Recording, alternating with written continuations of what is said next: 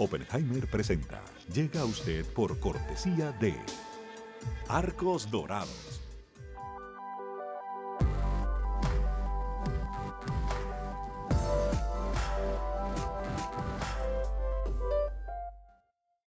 En Buenos Aires, Argentina, hay una universidad que te prepara para trabajar sin fronteras. UADE, una gran universidad. En el Bancoppel de Julia, la tarjeta de crédito se tramita solo con una identificación oficial. Bancoppel, el banco que quiero a mi manera. ¿Sabías que según un estudio de la Universidad de Oxford, casi la mitad de los trabajos actuales podrían dejar de existir en 10 años? La inteligencia artificial llegó para quedarse. ¿Cómo te va a afectar la automatización? ¿Cuáles son los trabajos del futuro? Andrés Oppenheimer te lo cuenta en su nuevo libro, Sálvese quien pueda. Y no te quedes atrás. Encuéntralo en librerías.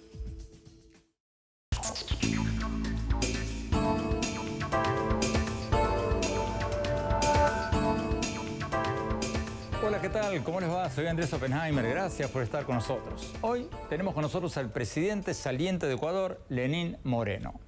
Es una de las figuras más interesantes y más controvertidas de América Latina. Nació en uno de los pueblos más remotos del Amazonas, fue un militante de izquierda durante su juventud y a los 45 años quedó paralizado de la cintura para abajo y obligado a moverse en silla de ruedas hasta el día de hoy, cuando un ladrón le disparó para robarle el auto.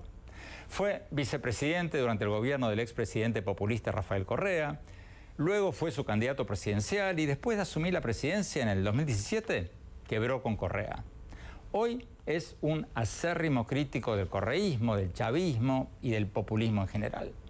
El expresidente Correa, que ha sido condenado a 8 años de prisión en Ecuador tras ser declarado culpable de haber recibido sobornos de Odebrecht y otras empresas, ahora lo llama Moreno un traidor. Pero los defensores de Moreno dicen que el verdadero traidor fue Correa, porque al margen de todo el caso de corrupción, Correa le entregó a Moreno un gobierno diciendo que el país tenía una deuda de solo 27.000 millones de dólares y cuando asumió Moreno se dio cuenta de que la deuda era el doble o más del doble. Y hoy día Moreno dice que recibió un gobierno con una deuda de 75.000 millones de dólares. O sea, que recibió un país quebrado y que le tocó hacer el ajuste. Ahora, Moreno está por dejar el cargo con una popularidad bajísima.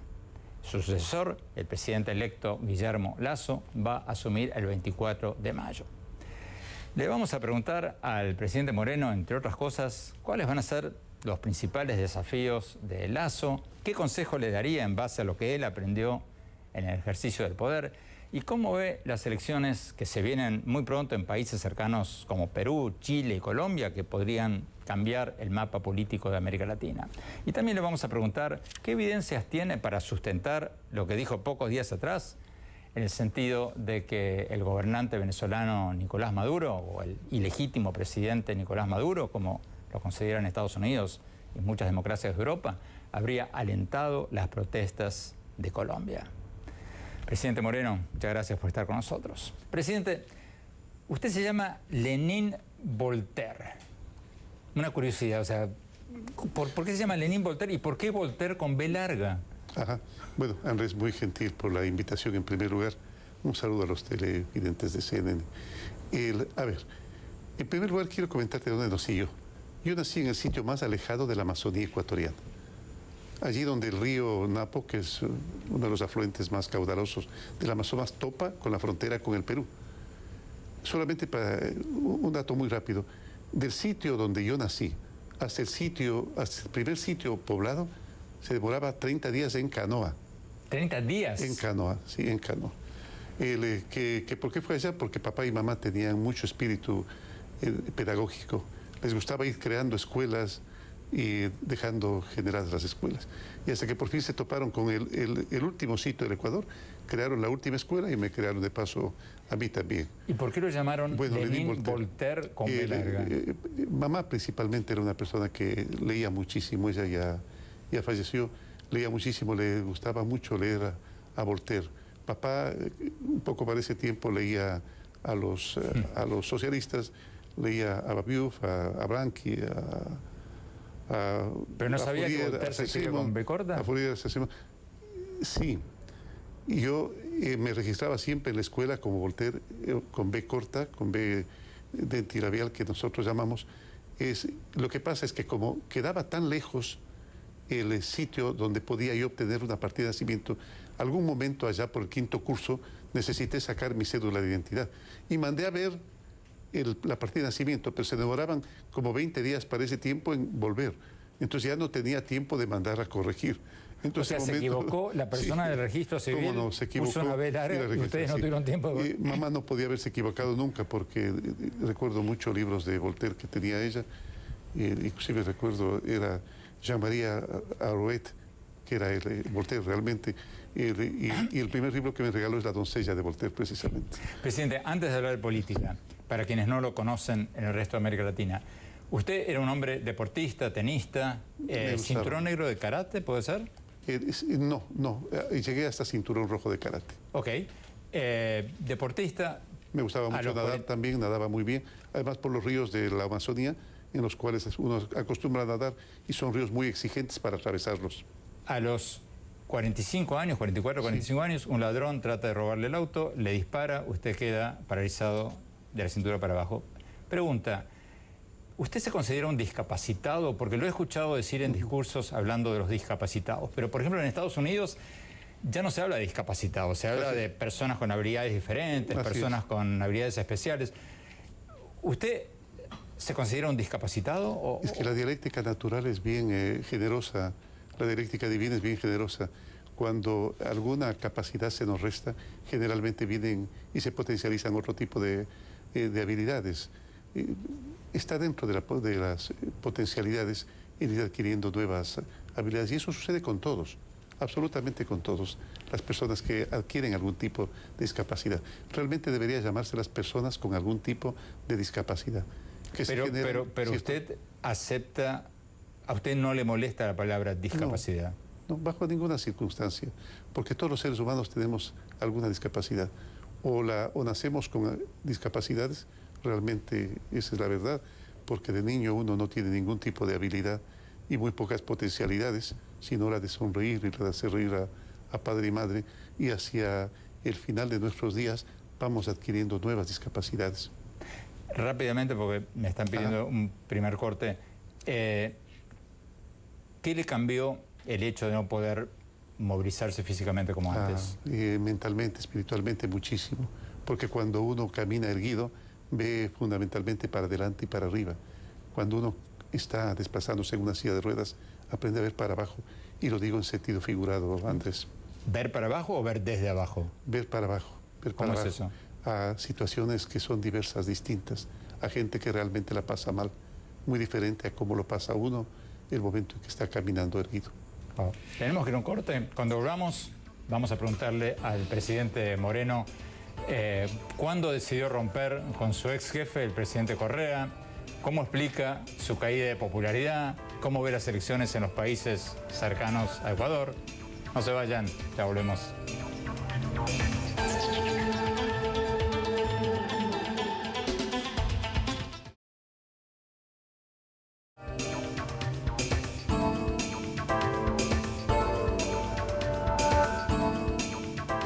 Seguimos con el presidente saliente de Ecuador, Lenín Moreno.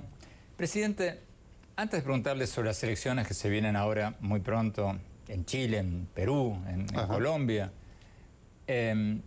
rápidamente, ¿en qué momento preciso decidió usted romper con su ex padrino político, si puedo llamarlo así, el expresidente Correa? ¿Cuál fue la gota que rebasó el vaso? ¿Cuándo fue que usted dijo basta? Yo creo que fue al revés. Fue al revés. Luego sí encontré los motivos por los cuales debía haber roto desde el primer momento, pero fue al revés. Desde el mismo momento en que yo daba el discurso de posesión, el presidente Correa abandonó la sala y empezó con agravios, insultos que hacia mí jamás los había escuchado. En un lenguaje, perdónenme el término, de alcantarilla, se empezó a criticar absolutamente todo lo que había hecho. Unos meses antes, 8 meses aproximadamente antes, yo había mandado una comunicación, enviado una comunicación al movimiento, en lo cual manifestaba que no estaba de acuerdo de la forma como se administraba el país. No estaba de acuerdo con que nos habíamos alejado de organizaciones indígenas, gremiales, de mujeres, de ecologistas, etcétera, etcétera. Pelado con todo el mundo decía que hay que restablecer el diálogo, en primer lugar, que no estaba de acuerdo con la decisión de la Corte Constitucional y de la Asamblea, muy obsecuente al presidente, que había aceptado las reelecciones indefinidas. En esto creo que debemos coincidir con usted, Andrés. Las reelecciones indefinidas lastimosamente pervierten a la gente, las vuelven siniestros, capaces de cualquier cosa con tal de perpetuarse en el poder. Y además no conocía de los actos de corrupción. Algo siempre se oía, pero ellos siempre lo negaban. Pero Esa usted, banda, estando ahí como vicepresidente durante varios años, ¿no vio eso? No, y una mea culpa, Andrés, y como suelen decir los católicos, además de un acto de contrición y propósito de enmienda, realmente me preocupé del tema de trabajar por las personas, por los derechos de las personas con discapacidad, a tiempo absolutamente completo, y pensé que todo el mundo estaba embebido en ese espíritu libertario, ese espíritu de hacer las cosas bien, que yo creía que nos embebía a todos. Pero no ha sido así, ha habido un bien que para ellos era superior, por decir un bien superior, que era el de conservar el poder y el de además saquear el país. Bueno, vayamos al presente, o al presidente, los casi actual. Acontecimientos casi recientes. La elección reciente que ganó el presidente electo Guillermo Lasso. ¿Hubo dinero de Venezuela en la campaña del candidato de Correa, de Arauz, o no? No tengo conocimiento, pero sí la denuncia, que bastante bien fundamentada, de que el Ejército de Liberación Nacional estaba aportando a la campaña del señor Arauz. No tengo información al respecto, pero no lo dudo, Andrés. No lo dudo porque realmente están en esa campaña desde hace largo rato. Cuando en el Ecuador se produjo un levantamiento indígena rechazando pues la eliminación de los subsidios que había sobre los combustibles, ese momento ellos se alinearon de manera inmediata, inclusive con algunos que se habían considerado para ellos sus enemigos más acérrimos. Nos asombró en una primera instancia, luego lo entendimos. Había dinero de afuera, había dinero del dinero que se robaron. Pero usted está hablando, el ELN no está hablando del gobierno de Venezuela. No, ahora sí tenemos investigación de inteligencia de que es el dinero de Venezuela y la política de Venezuela la que está teniendo injerencia en lo que está sucediendo en la hermana República de Colombia. Bueno, se me adelantó a la pregunta porque le iba a preguntar sobre eso. Usted dijo en días recientes esto que acaba de decir, pero ¿qué pruebas concretas tiene? Porque una cosa es decir y otra cosa es probar. Bueno, realmente sí, tenemos las pruebas concretas. Lastimosamente, para proteger a la gente que pasa la información, Andrés, no podemos proporcionarlo. Pero tenga la certeza usted de que eso existe. Bueno, pero ¿de qué tipo de ayuda está hablando? ¿Está hablando de dinero? ¿Está hablando de venezolanos que están manifestándose? No solamente en dinero, personas que están en Colombia incentivando este tipo de acciones. Además, de acuerdo a lo que veo y me ha informado el presidente, se ha encontrado a gente con mochilas llenas de armamento, etcétera, etcétera, seguramente para provocar muertes y después de envirgársela al gobierno y poder acusarle de delitos de lesa humanidad, muy típico en el pensamiento y en el lenguaje de ellos. ¿Por qué no mostrarlo? ¿Por qué no mostrar las fotos, la identidad de esa gente? ¿Por qué no? Ah, la de las personas. ¿Sí? De acuerdo a lo que vi hoy por la mañana en un medio de comunicación, se ve la mochila en la cual están descargando los policías o los agentes de control, están descargando las pistolas, inclusive una subametralleta, creo, no conozco mucho de armas yo, subametralleta que parece que le están utilizando en este propósito. Rápidamente, antes de ir a un corte, ¿hubo exceso de fuerza policial en Colombia, como dicen muchos grupos de derechos humanos? Bueno, nosotros ahora aprendemos de que desde el gobierno y desde la Fuerza Armada y Policial existe una política para poder implementar la fuerza, que es el uso progresivo de la fuerza. En el caso del Ecuador se utilizó el uso progresivo de la fuerza. Inclusive Estamos hablando de Colombia. Dimos la disposición en el caso de Ecuador. Lo que pasa es que a veces tenemos casi los mismos métodos. No se olvida, Andrés, que cuando surgió el octubre en Ecuador, en el 2019. Inmediatamente surgió en Colombia lo mismo, en Perú y en Chile, porque trabajan coordinadamente, porque trabajan sincronizadamente.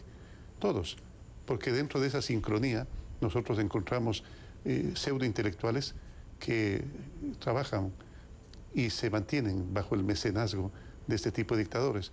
Recordemos lo que pasó con un partido político en España, inclusive, sin irnos bastante más lejos. Presidente, políticos que trabajan en lo mismo, empresarios inclusive que se han enriquecido mediante la corrupción o que tienen algún interés futuro, que trabajan de manera coordinada. Yo en algún momento reclamé al presidente Piñera, al presidente Macri y al presidente Duque que nosotros también deberíamos tener para la democracia y para la libertad también mecanismos sincronizados y organizados. Nos están pidiendo un corte de hace rato. Vamos a un corte rápido, ya volvemos.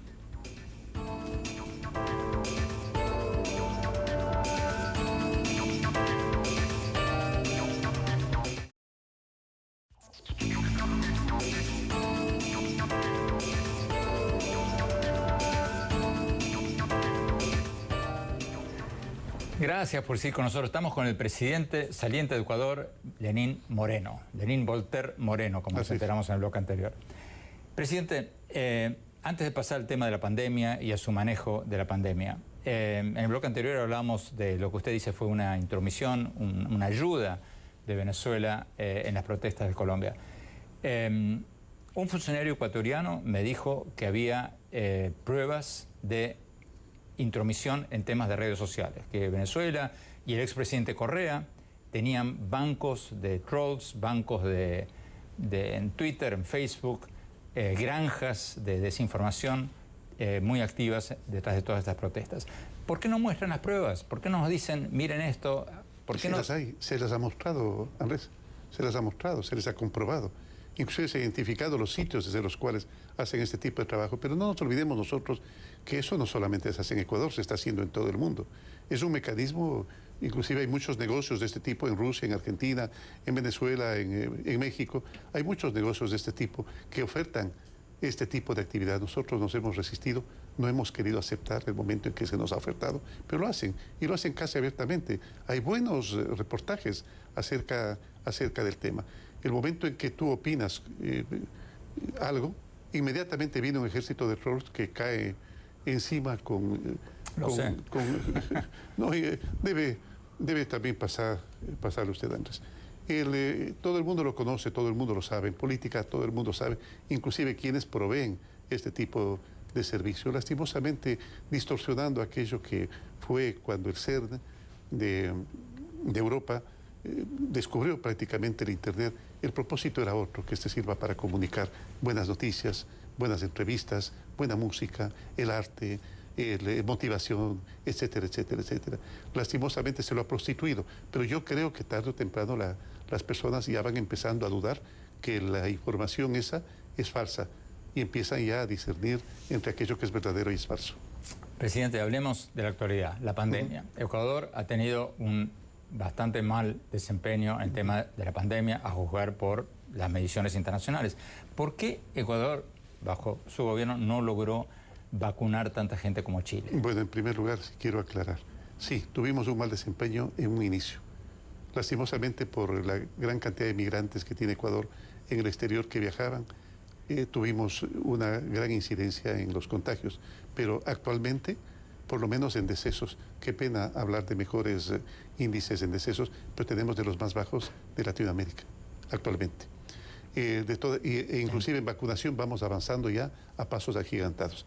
Este tema de la pandemia ha sido nuevo para todo el mundo, Andrés, y todos hemos iniciado un proceso pedagógico. En un inicio no sabíamos de dónde venía, exactamente de dónde venía, no sabíamos si se curaba y cómo se curaba, y no sabíamos si iba a haber o no una vacuna. Y en este momento inclusive hay una diversidad extraordinaria de vacunas que apelan a diferentes circunstancias para poder solucionar a futuro el problema. Iniciamos mal, pero aprendimos y aprendimos rápido, y en este momento vamos por buen camino. Presidente, es cierto que todos los gobiernos del mundo, empezando por el de Estados Unidos, empezaron mal y dando manotazos porque nadie sabía realmente qué funcionaba en contra de este virus. Pero en el caso suyo, usted lo critican por el caos, Porque, por ejemplo, tuvo 6 ministros de salud desde que empezó la pandemia. ¿No es eso una señal de mal manejo, de estilo caótico? Parecería, ¿no? Parecería, pero ¿quién lo creyera? Hemos aprendido a manejarlo bien. Este momento lo estamos haciendo bien. En un inicio, cuando apareció la vacuna, cuando nos entregaron las primeras dosis de vacuna, con bastante retraso al ofrecimiento que nos hacían las farmacéuticas. Lastimosamente ahí hay que hacer un reclamo y por favor háganlo ustedes también, Andrés. Los países poderosos han acaparado las vacunas. Sin embargo, ahora nos están entregando con regularidad. Al principio vacunábamos 6.000 personas al día y ahora vamos a un ritmo de 90 y 100.000 personas por día. Es decir, vamos a entregar aproximadamente a fin de periodo 4 millones de vacunas inoculadas. ¿Quién es el malo de la película acá en no entregar vacunas, en no ayudar al mundo? ¿Estados Unidos, Europa, las farmacéuticas? ¿Quién es el malo? Yo pienso que la falta de solidaridad. Y es probable que cierta incapacidad de producción y cierta incapacidad de manejar adecuadamente la logística. Pero sí, yo creo que no hay malos. Yo creo que no hay malos. Hay gente que se beneficia de esto. Y no hablo únicamente de manera económica, sino se beneficia su ciudadanía. Por ejemplo, si Estados Unidos acapara un poco las vacunas, es en función de beneficiar a alguien que son sus ciudadanos. Y está avanzando a buen ritmo y yo me alegro. Presidente, antes de ir a un corte que ya me están pidiendo, ¿cómo explica usted su baja popularidad? Una encuesta de Sedatos, usted cuando asumió tenía una popularidad enorme, 80 y pico % de popularidad. Ahora tiene una popularidad la última encuesta de Sedatos, del 4.8%, contra un 90%. ¿Cómo lo explica? No es verdad y lo podemos comprobar muy fácilmente. Nosotros, la popularidad de este momento va entre el 25 y el 30%. No es una excelente popularidad, pero es bastante ¿Le en preocupa? relación, bajo ninguna circunstancia. ¿No? Siempre me ha preocupado, no, porque generalmente los que actuamos de manera correcta no es que somos muy populares. Platón decía que hay que buscar más lo correcto que lo popular y yo estoy completamente de acuerdo con eso.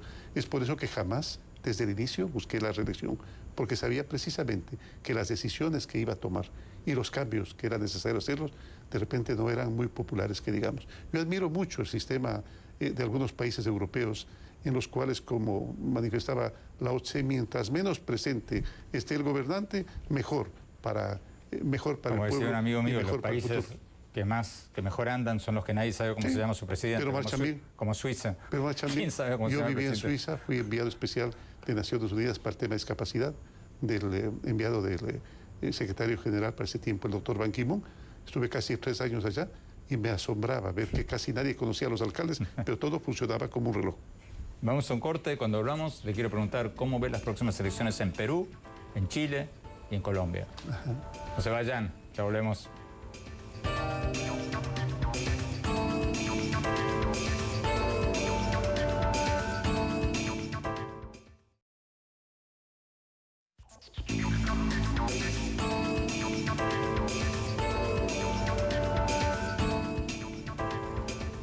Gracias por seguir con nosotros. Estamos con el presidente de Ecuador, Lenín Moreno. Presidente, hablemos un poco de las elecciones que se vienen en Perú. En Perú hay elecciones el 6 de junio. Está adelante en las encuestas el candidato de izquierda radical, dicen algunos, izquierda extrema, Pedro Castillo. Sus contrincantes, Keiko Fujimori y compañía, dicen que sería un desastre si gana porque llevaría al país al chavismo, al comunismo, etcétera, etcétera. ¿Usted vio al candidato Castillo? ¿Le cree cuando dice que no es chavista? No, bajo ninguna circunstancia. ¿No le cree? Es chavista y creo que tiene origen también en Sendero Luminoso. Independientemente del respeto que debemos tener por las ideas de los demás, yo creo que eso lo único que va a traer es lo mismo que ha traído para el Perú, lo mismo que ha traído para Venezuela. Miseria, opresión, exilio, este éxodo, esta diáspora no provocado porque nadie abandona la tierra amada por voluntad propia. Y mire lo que ha pasado, 5 millones de venezolanos expulsados, que han aliviado al dictador de tener que proporcionarles educación, salud, alimentación, le han aliviado.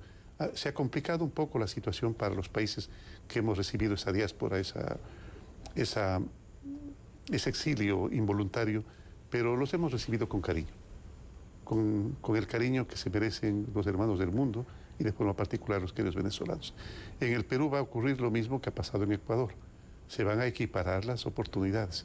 En un comienzo el candidato Arauz el candidato del castrochavismo, y empezó con aproximadamente 14 puntos, si mal no recuerdo, sobre el candidato Guillermo Lasso, que propicia la libertad y la democracia.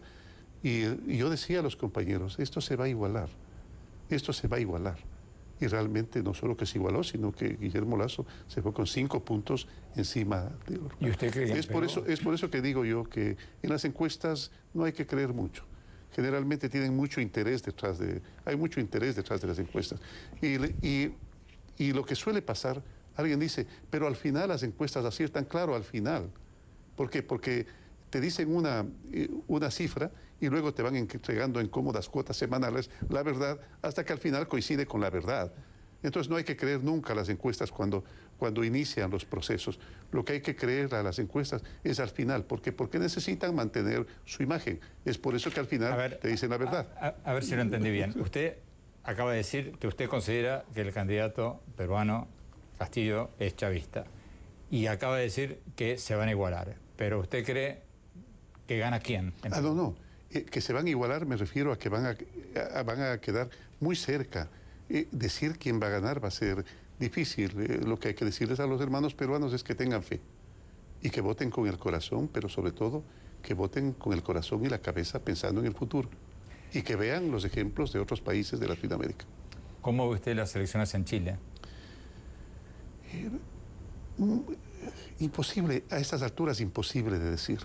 Hay una constitución de por medio que va a marcar cierto tipo de pautas.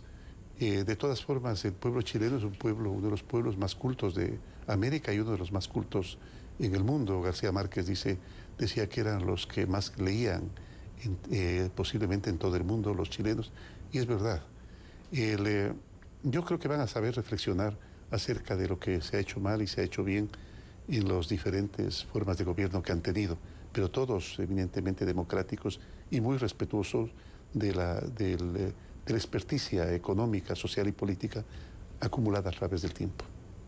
Colombia, hablábamos en el bloque anterior sobre lo que está pasando ahora en Colombia. ¿Usted cree que se van a estabilizar las cosas en Colombia o esto va a seguir? Bueno, parece que la intención es ir hasta el final.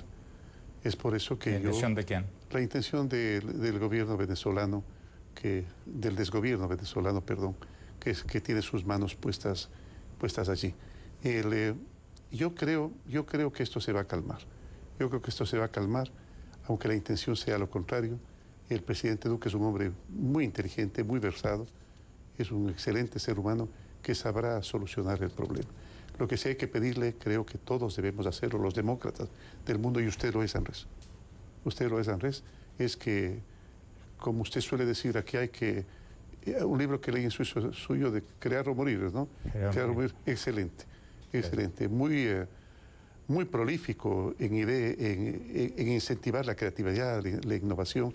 Yo creo que ahí hay que crear una nueva forma de comunicar las cosas a la ciudadanía.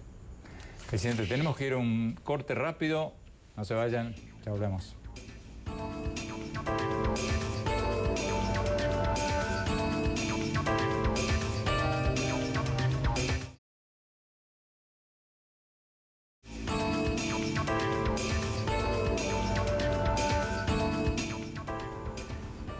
Gracias por seguir con nosotros. Estamos con el presidente Lenín Moreno, el presidente saliente de Ecuador. Presidente, una pregunta que no se hacen muchos, pero que usted es una persona adecuada para hacérsela. Ecuador es un país dolarizado, hace mucho tiempo está dolarizado. Muchos dicen de que la dolarización de Ecuador fue como una camisa de fuerza que no le permitió al populismo, al expresidente Correa, hacer más locuras o salirse, digamos, gastar muchísimo más de lo que gastó. Y en Argentina, en Uruguay, en Brasil, en muchos países, especialmente los países con mayor inflación, muchos están diciendo la única salvación para América Latina es dolarizar, para que nuestros gobiernos no sigan emitiendo dinero como locos, regalando dinero y endeudándonos por el resto de la historia. A la luz de lo que pasó en Ecuador, ¿la dolarización sería o no sería una camisa de fuerza contra el populismo o una política aconsejable para América Latina, como quiera ponerlo? Bueno, El inicio de la dolarización en Ecuador fue algo traumático, Andrés, pero ese es tema para otra conversación. Sin embargo, nosotros hemos enviado a la Asamblea, hemos insistido a la Asamblea para que se apruebe y se ha aprobado una ley de defensa de la dolarización. La dolarización ha significado, y en eso tiene usted completamente la razón en la pregunta que está planteando, ha significado que se acabe esas inflaciones galopantes en Ecuador y que las personas puedan mantener su capacidad adquisitiva. Es por eso que es tan popular en nuestro país. ¿Es popular en Ecuador? Es muy popular. El 95% de los ecuatorianos creen que hay que mantener la dolarización. ¿Todavía hoy? Sí, actualmente sí, más todavía.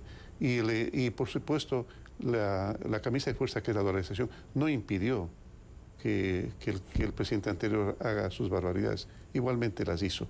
Si es que usted me inquiere acerca de si es que sería bueno tener en Latinoamérica por lo menos una moneda única, sí, no estaría mal, una moneda única, no sé si podría ser el dólar, pero una moneda única que todos sepan respetarla, que sepan respetar los requisitos, entre esos los equilibrios fiscales, no al sobreendeudamiento, no al gasto excesivo. Creo que sería bueno para Latinoamérica. No sé si el dólar, no sé si una moneda única, pero fundamentalmente a la que se la respete y que realmente sirva como un mecanismo como para acelerar el desarrollo de las fuerzas productivas. Presidente, ¿qué va a hacer cuando deje el poder en muy pocos días? La pregunta más difícil que me ha hecho usted, Andrés. No me gusta mucho planificar el futuro. Yo creo que principalmente con el poder, si mal no recuerdo, Platón decía que la medida de un ser humano es lo que hace con el poder. Y yo creo que he manejado bien el poder que me ha sido ofrecido por el pueblo ecuatoriano. Creo que lo he manejado bien o lo he manejado de la mejor forma posible.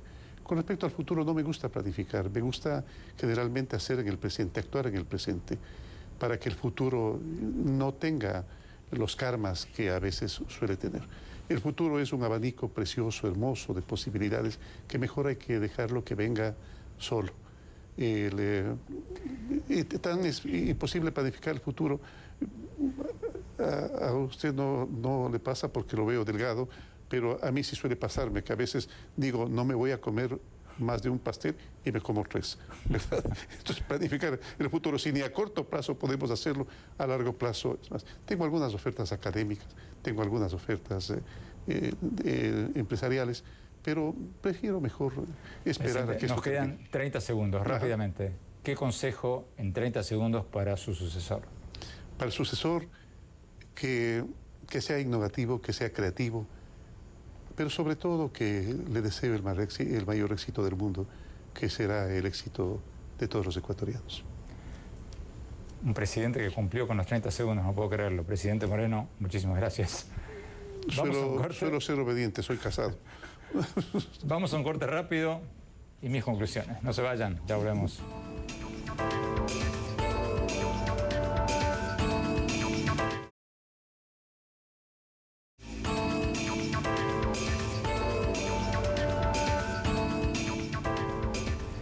Muchas gracias por seguir con nosotros. Mi opinión sobre lo que nos dijo hoy el presidente saliente de Ecuador, Lenín Moreno, y sobre el caso de Ecuador y el legado del expresidente Rafael Correa, que ahora vive en Bélgica tras su condena a 8 años de prisión por haber sido hallado culpable de recibir sobornos de Odebrecht y otras empresas.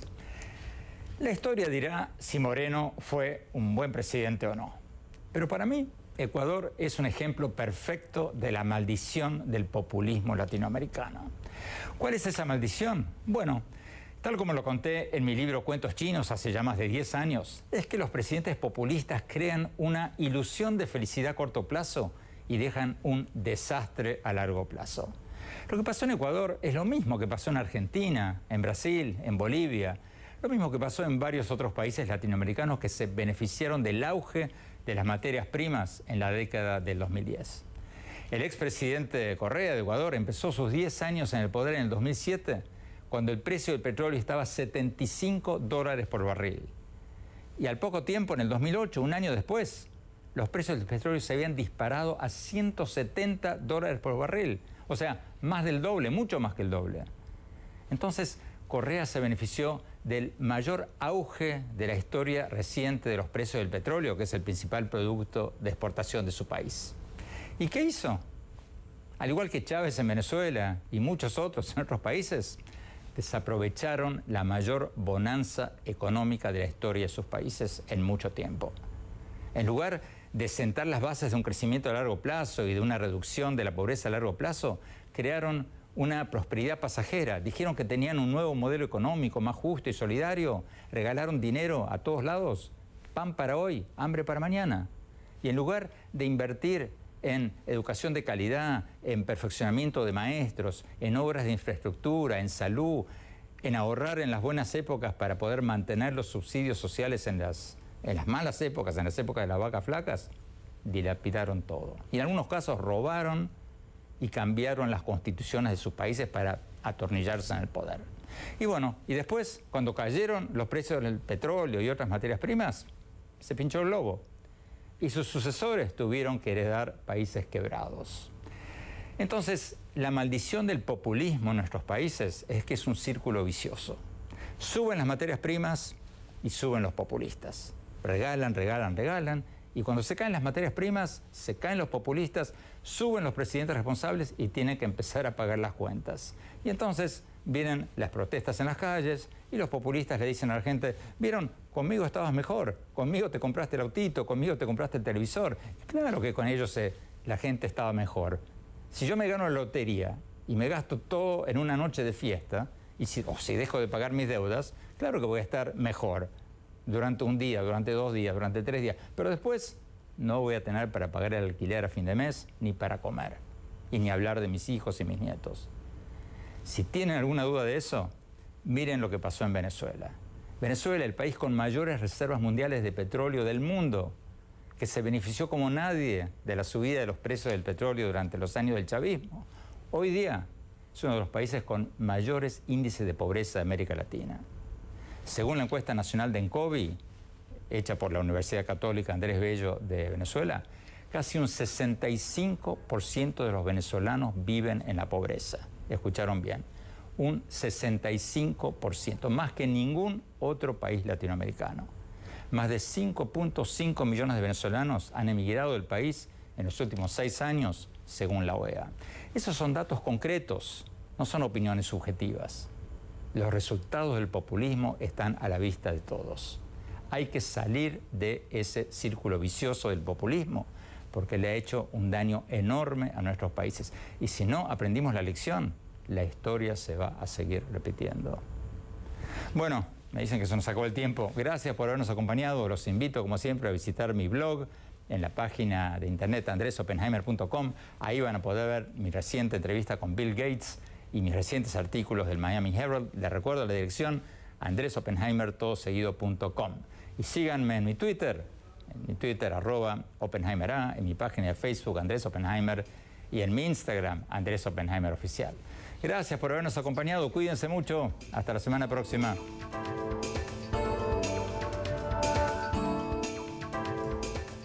Oppenheimer presenta. Llega a usted por cortesía de Arcos Dorados.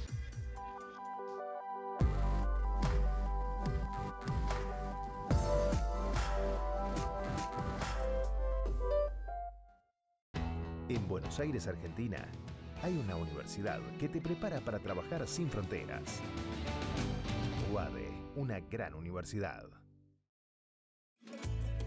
En el Bancoppel de Pedro, el préstamo digital se obtiene a través de un sencillo SMS. Bancoppel, el banco que quiero a mi manera. ¿Sabías que según un estudio de la Universidad de Oxford, casi la mitad de los trabajos actuales podrían dejar de existir en 10 años? La inteligencia artificial llegó para quedarse.